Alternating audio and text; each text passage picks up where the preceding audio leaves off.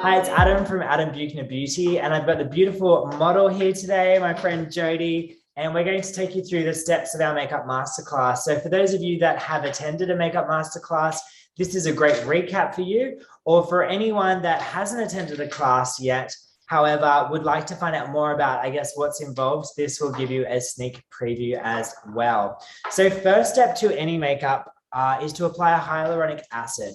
So hyaluronic acid is a fruit acid that holds 1,000 times its weight in atmospheric moisture. So if you experience the sun, the wind, alcohol, caffeine, air conditioning, or heating, this is a fabulous product to use before any makeup. So I'm going to apply this with a brush. However, you could, of course, apply this to yourself with your fingertips. One pump and onto my brush. And I'm just going to lay this onto the forehead, the nose, the chin, and onto the cheeks. Then just little brushing strokes, blending this through. Now you can buy hyaluronic acid from your local supermarket or your chemist, from Mecca or Sephora.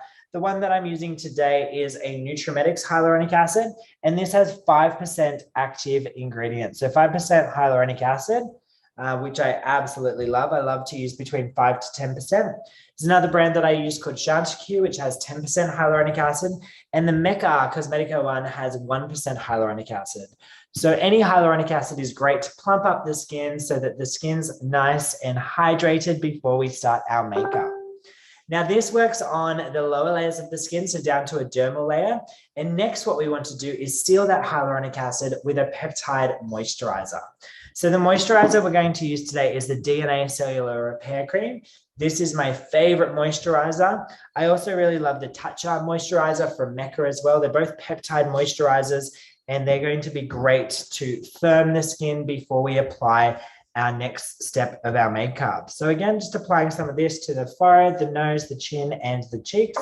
And then little feathery strokes, we're just going to blend this in all over the face. Now, of course, you don't have to use a brush, just feels really nice for Jody today. And any excess, because this is a hydration-based moisturizer, I can pop some over the eyelids as well, down the throat, and just blending that all in.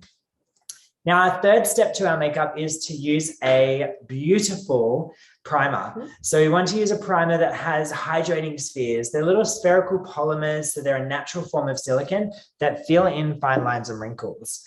And I'm going to show you the difference. Hopefully you'll be able to see this in the camera of my hands when I apply just a little bit of primer into one hand, layer that through, and then compare the difference to the two hands. Popped quite a lot of primer, so it's just maybe a lot to wait for. So hopefully you can see the difference, and you really can. It creates a blurring effect. So fine lines and wrinkles are less visible because I've applied the primer into that hand. So I'm going to pop this onto my brush as well, and then layer this onto the forehead, the nose, the chin, and the cheeks, and blend out. With a primer, you can apply this with your fingertips or a beauty blender or a brush. There's no wrongs or rights with makeup. It's all personal preference, and I'm just going to show you my methods today. So I'm blending all of this in. Now, not only will this primer fill in any fine lines and wrinkles, it will also help to keep your makeup on for longer and give you a smoother finish and look throughout the day. So I think that's just fabulous.